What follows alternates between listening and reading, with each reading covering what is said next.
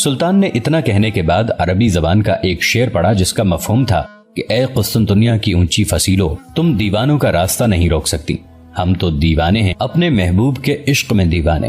محمود پاشا نے سلطانی ذوق کی داد دی اور مسکراتے ہوئے کہا، سلطان معظم، آپ کا جذبہ دیکھ کر یہ پیشن گوئی کرنے کے لیے کسی بصیرت کی ضرورت نہیں کہ قسطنطنیہ کے دن گنے جا چکے ہیں اور بہت جلد یہ شہر قسطنطنیہ نہیں بلکہ اسلام بول بن جائے گا۔ سلطان نے محمود پاشا کے منہ سے قسطنطنیہ کا نیا نام سنا اور بہت پسند کیا۔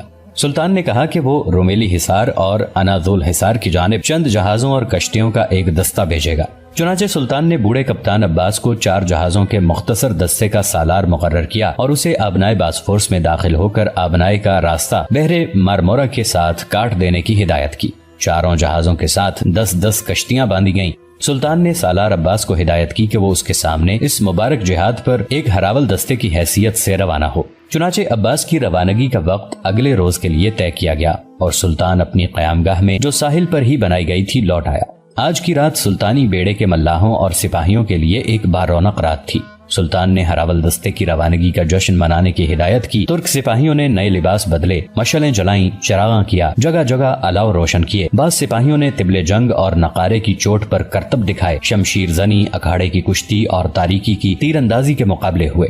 سلطان کی طرف سے بے شمار بلغی دمبے اور بھیڑیں ذبح کی گئیں جن کا سالم گوشت لکڑیاں اکٹھی کر کے بھونا گیا۔ سلطان نے سارے عملے میں انعامات تقسیم کیے اور یوں عثمانی بحریہ کے اولین دستے کی روانگی کا جشن منایا گیا۔ اگلی صبح سورج کی پہلی کرن کے ساتھ ہی عباس کے جہازوں نے بحر اسود کا ساحل چھوڑ دیا۔ بوڑھا عباس اپنے جہاز کے عرشے پر کھڑا تھا۔ تمام جہازوں پر سلطنت عثمانیہ کے پرچم لہرا رہے تھے۔ سلطان امیر البحر محمود پاشا، احمد قدرت پاشا اور آغا حسن ساحل پر کھڑے عباس کے جہازوں کو ہاتھ ہلا ہلا کر الوداع کہہ رہے تھے۔ ساحل کا تمام عملہ، تمام سپاہی اور ملا الوداع کہنے والوں میں شامل تھے اور یوں بحر اسود کا لاکھوں سال پرانا ساحل جولائی 1452 عیسوی کی ایک صبح اللہ اکبر کے نعروں سے گونج اٹھا۔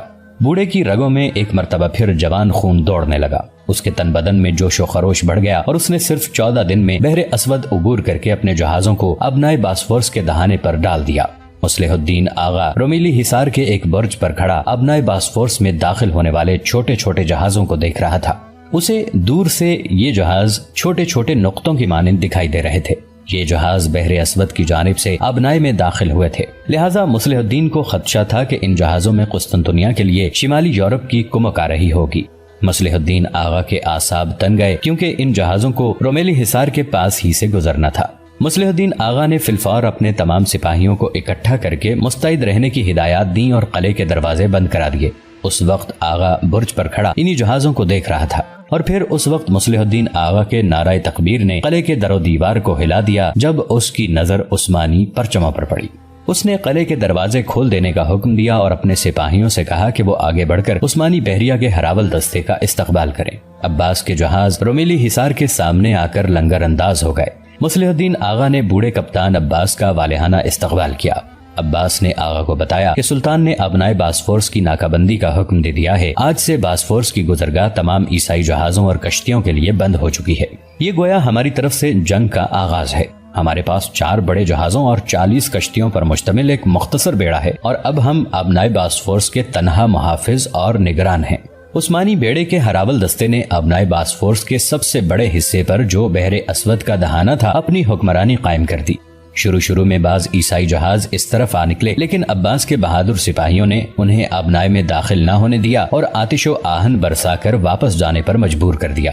پھر گولڈن ہارن کی کچھ کشتیاں بے دہانی میں اس طرف نکل آئیں اور عباس کی شاہین صفت کشتیوں نے انہیں گھیر کر گرفتار کر لیا۔ اب عثمانی جہاز آبنائے میں دن رات دندناتے پھرتے تھے۔ آبنائے جو 2 سمندروں کو ملانے والی آبی گزرگاہ تھی اب جنوب کی طرف سے آدھی سے زیادہ مسلمانوں کے قبضے میں تھی۔ البتہ شمال کی جانب سے آبنائے میں داخل ہونے کے لیے در دانیال کا راستہ ابھی کھلا تھا اور در دانیال کے راستے سے بحیرہ روم کے عیسائی جہاز آسانی کے ساتھ قسطنطنیہ تک اپنی امداد پہنچا رہے تھے۔ وینس، اسپین، جنیوا اور روم کی جانب سے آنے والی کمک در دانیال کے راستے سے قسطنطنیہ تک پہنچ سکتی تھی۔ ابنائے باسفورس پر قبضے کی خبر شہنشاہ تک پہنچی تو اس کے چھکے چھوٹ گئے۔ اس نے فی الفور اپنے وزیر خاص کو بلایا اور کسی قدر برہم لہجے میں پوچھا، وزیر خاص، عثمانی بحریہ کا ہراول دستہ ہماری ابنائے میں دندناتا پھر رہا ہے اور جان جسٹینانی ابھی تک نہیں پہنچا۔ کیا جنیبی بحری بیڑے کے ملاحوں کے بازوں میں چپو چلانے کی بھی ہمت نہیں رہی؟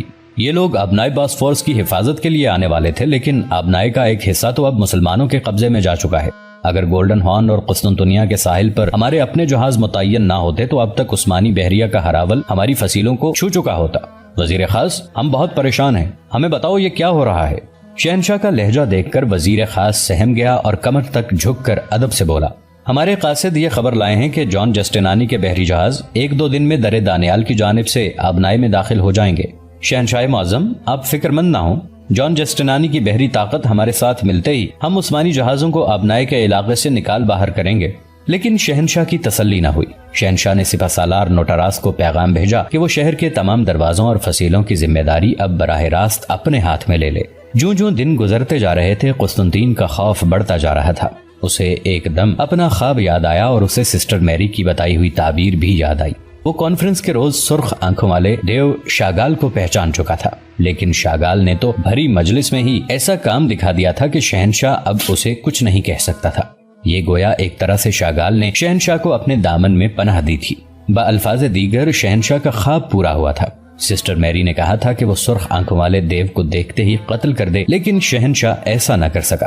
قسطنطین آج کل بہت مضطرب تھا، اس کی نیندیں حرام ہو چکی تھیں۔ وہ ہر وقت کسی نہ کسی جنگی مصروفیت میں ڈوبا رہتا اور جب اکیلا ہوتا تو شراب پینے لگتا۔ جان جسٹینانی کی بحریہ، جو کئی جہازوں اور سینکڑوں کشتیوں پر مشتمل تھی، ایک کثیر فوج لے کر آبنائے کے شمالی دہانے میں داخل ہوئی۔ بحریہ کے سب سے اگلے جہاز پر صلیبی پرچم نصب تھا۔ جہازوں میں سوار سپاہی اپنے اپنے جہازوں کے عرشے پر آ گئے اور دور سے قسطنطنیہ کا نظارہ کرنے لگے۔ ان سے 3 میل کی مسافت پر قسطنطنیہ تھا اور قسطنطنیہ کے ایک پہلو میں گولڈن ہارن تھی۔ ابنائے باسفورس کا دوسرا یعنی جنوبی سرا مسلمانوں کے قبضے میں تھا، جو قسطنطنیہ سے 5 میل دور تھا۔ البتہ عثمانی کشتیاں کبھی کبھی گشت کرتی ہوئیں شہر کے بالکل نزدیک آ نکلتی، لیکن عثمانی بحریہ کو کچھ دیر تنگ کرنے کے بعد واپس بھاگ جاتی۔ جان جسٹینانی کے جہاز فصیلے شہر کے ساتھ گھومتے ہوئے گولڈن ہارن کی جانب نکل آئے۔ گولڈن ہارن کی آہنی زنجیر ڈھیلی کر دی گئی اور بہت سے اہم جہاز اور کشتیاں گولڈن ہارن کے اندر داخل ہو کر شہر کی گودیوں سے آ لگیں۔ جسٹینانی کے باقی جہاز گولڈن ہارن سے باہر ہی آبنائے کے ساحل پر لنگر انداز ہو گئے۔ جس جگہ کو جسٹینانی کے باقی جہازوں نے لنگر انداز ہونے کے لیے منتخب کیا تھا، یہ دراصل مچھیروں کی چھوٹی چھوٹی گودیاں تھیں، جہاں دن بھر مچھلیوں کا شکار کرنے کے بعد باسفورس کے مچھیرے اپنی کشتیاں کھڑی کرتے۔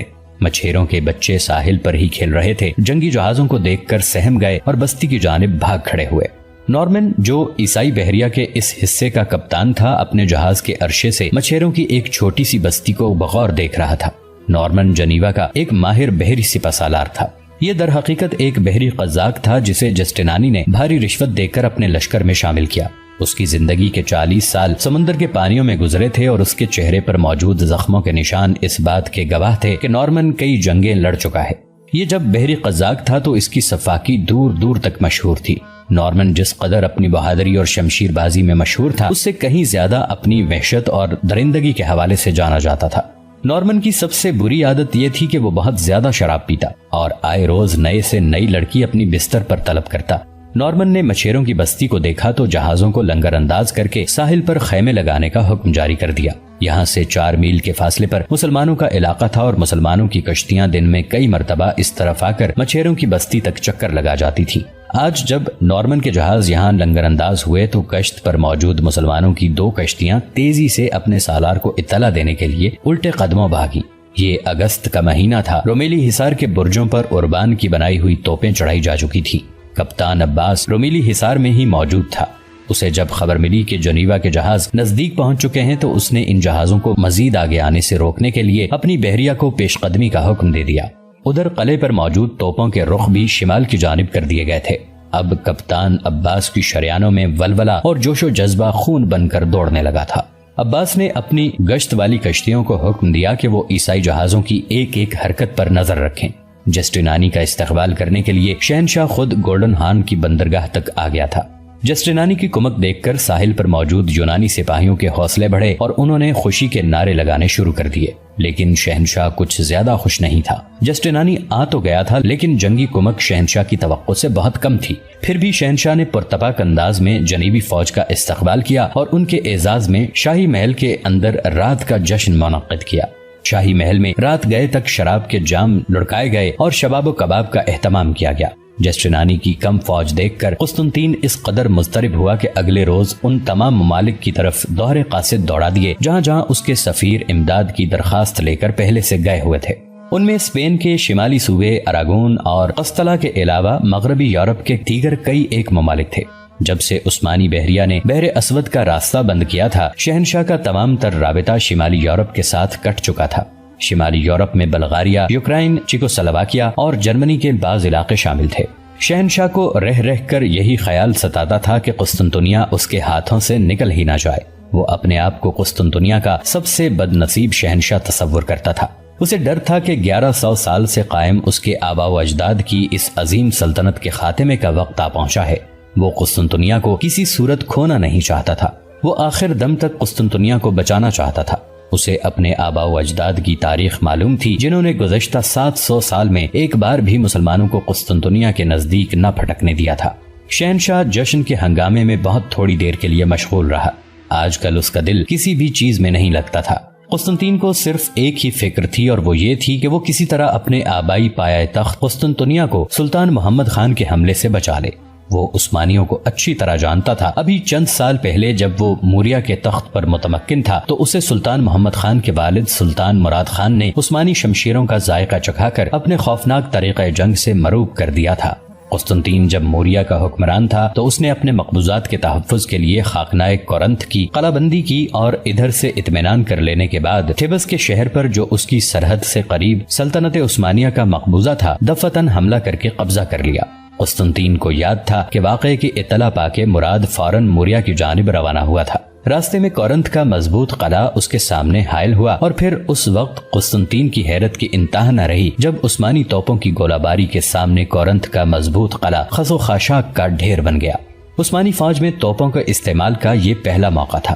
قسطنطین کو پورے موریہ میں کہیں بھی جائے پناہ نہیں دکھائی دی تو قسطنطین اور اس کے بھائی تھامس نے سلطان مراد خان ثانی کے ساتھ صلح کر لی۔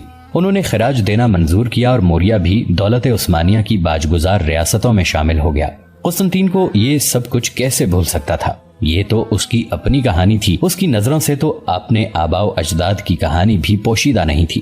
سلطنت بازنطینی جو کبھی یورپ میں دریائے ڈینوب اور ایشیا میں اناطولیہ اور شام تک پھیلی ہوئی تھی، آج صرف قسطنطنیہ شہر تک محدود ہو کے رہ گئی تھی۔ یہ سلطنت بازنطینی کے زوال کی انتہا تھی۔ شہنشاہ سوچنے لگا کہ اس کے آباء و اجداد نے خود مسلمانوں کو یورپ میں قدم جمانے کا موقع دیا تھا۔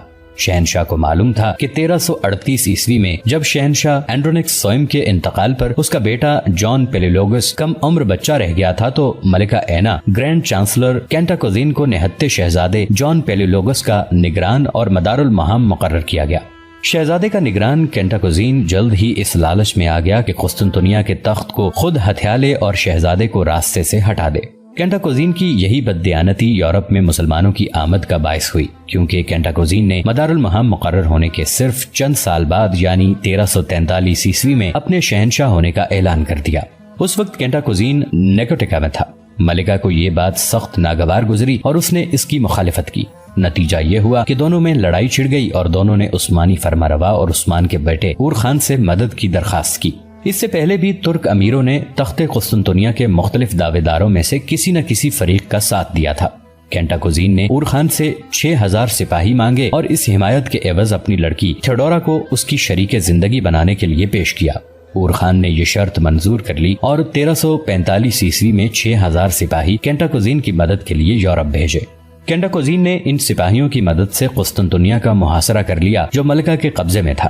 ملکہ کو مجبوراً صلح کے لیے راضی ہونا پڑا اور صلح اس عجیب بات پر ہوئی کہ کینٹاکوزین اور اس کی بیوی نیز ملکہ اینا اور شہزادہ جان پیلیولوگس چاروں کے چاروں بیک وقت تخت نشین کر دیے جائیں۔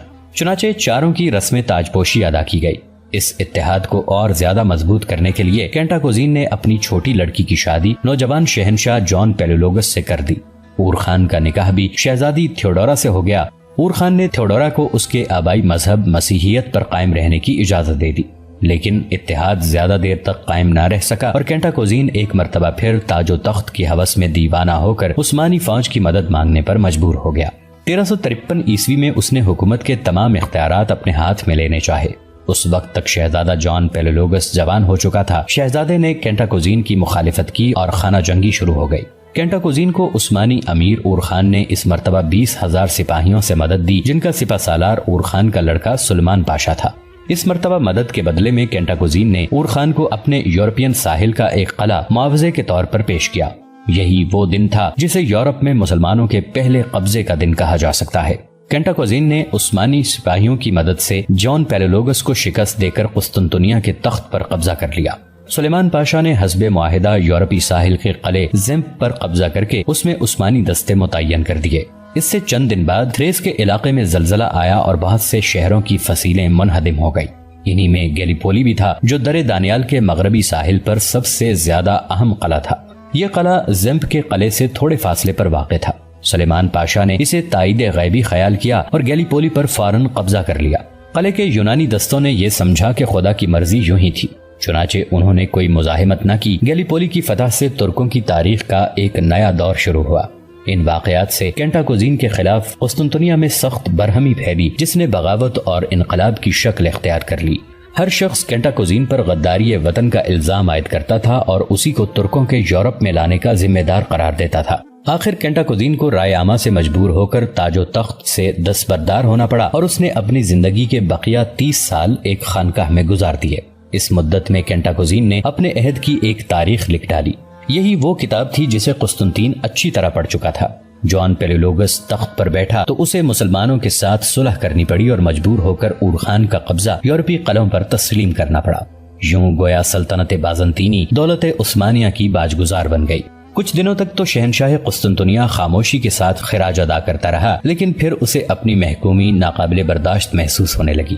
چنانچہ 1369 عیسوی میں شہنشاہ نے خود روم کا سفر کیا اور پوپ کی خدمت میں حاضر ہو کر یورپ کی مسیحی حکومتوں کو دولت عثمانیہ کے خلاف ابھارنے کی درخواست پیش کی۔ اس نے پوپ کی حمایت حاصل کرنے کے لیے طرح طرح کی ذلت گوارا کی اور یونانی کلیسا کے ان تمام عقائد سے اپنے آپ کو منحرف ظاہر کیا جو رومن کیتھولک چرچ سے مختلف تھے۔ یوں مذہبی معاملات میں اس نے کلیسائے روما کی برتری تسلیم کر لی، مگر ان تمام باتوں کے باوجود اس کا مقصد حاصل نہ ہوا اور مسیحی حکومتیں ترکوں کے خلاف اعلان جنگ کے لیے آمادہ نہ ہوئیں۔ چنانچہ شہنشاہ ناکام و نامراد قسطنطنیہ کو واپس ہوا۔ واپسی میں جب وہ وینس سے گزر رہا تھا تو دیان کے بعض ساہوکاروں نے، جن سے روما کے سفر کے لیے اس نے روپیہ قرض لیا تھا، اسے گرفتار کر لیا۔ اس کے پاس اتنے پیسے نہیں تھے کہ قرض ادا کر سکتا۔ اس کا بڑا لڑکا اینڈرونکس، جسے وہ قسطنطنیہ میں اپنا جانشین بنا کر گیا تھا، حکومت کی لذت سے آشنا ہو کر باپ کی رہائی کا خواہش مند نہیں تھا، اس لیے اس نے بھی قرض ادا کرنے کی کوشش نہ کی۔ لیکن چھوٹے لڑکے مینوئل نے اپنی املاک فروخت کر کے باپ کے قرض کی رقم فراہم کی اور شہنشاہ کو آزاد کرایا۔ قسطنطنیہ پہنچنے کے بعد شہنشاہ نے اینڈرونکس کو حکومت سے الگ کر دیا اور اس کی جگہ مینوئل کو اپنا ولی عہد مقرر کیا۔ اینڈرونکس کا ایک لڑکا تھا جو اپنے باپ کی حق تلفی پر سخت برافروختہ ہوا۔ اس نے کسی طرح عثمانی امیر مراد اول کے بیٹے شہزادہ سادوجی کو اس بات پر آمادہ کر لیا کہ دونوں مل کر شہنشاہ اور مراد کو تخت سے اتار دیں اور ان کی جگہ خود فرما روا بن جائیں۔ مراد اس وقت ایشیائے کوچک میں تھا اور سادوجی یورپ میں ترکی سپاہ کا افسر اعلیٰ تھا۔ اس نے مراد کی غیر موجودگی سے فائدہ اٹھا کر فوراً بغاوت کا اعلان کر دیا۔ ادھر اینڈرونکس کے لڑکے نے بھی نو عمر بازنطینی امراء کی ایک جماعت اپنے ساتھ لے کر اپنے دادا شہنشاہ کے خلاف جنگ کی تیاری شروع کر دی۔ ان شہزادوں کی متحدہ بغاوت نے ایک خطرناک صورت اختیار کر لی۔ مراد اول اس خبر کو سنتے ہی یورپ پہنچا۔ شہنشاہ نے اپنے پوتے کے جرم پر اپنی برات پیش کی اور اس فتنے کو فرو کرنے کے لیے پوری آمادگی ظاہر کی۔ اس نے مراد کی یہ تجویز بھی منظور کر لی کہ گرفتاری کے بعد دونوں شہزادے اپنی آنکھوں سے محروم کر دیے جائیں۔ سادوجی کی فوج نے اپنے سلطان کی زبان سے معافی کا وعدہ سن کر باغی شہزادے کا ساتھ چھوڑ دیا۔ سادوجی، اینڈرونکس کا بیٹا اور نوجوان بازنطینی امراء گرفتار کر کے سامنے لائے گئے۔ مراد نے سب سے پہلے اپنے بیٹے سادوجی کی آنکھوں میں گرم سیسا ڈال کر اسے اندھا کر دیا اور پھر اس کے قتل کا حکم دے دیا۔ بازنطینی امراء دریائے مارٹیزا میں غرق کر دیے گئے، جبکہ اینڈرونکس کے بیٹے کو شہنشاہ کے پاس بھیج دیا گیا۔ شہنشاہ نے حسب وعدہ اپنے پوتے کی آنکھوں میں سیسا ڈلوایا، لیکن اس طرح کہ اس کی بینائی ضائع نہ ہوئی۔ قسطنطین آج اپنے آباء و اجداد کی تاریخ یاد کر کے اپنے اسلاف کی کوتاہیوں پر رو رہا تھا۔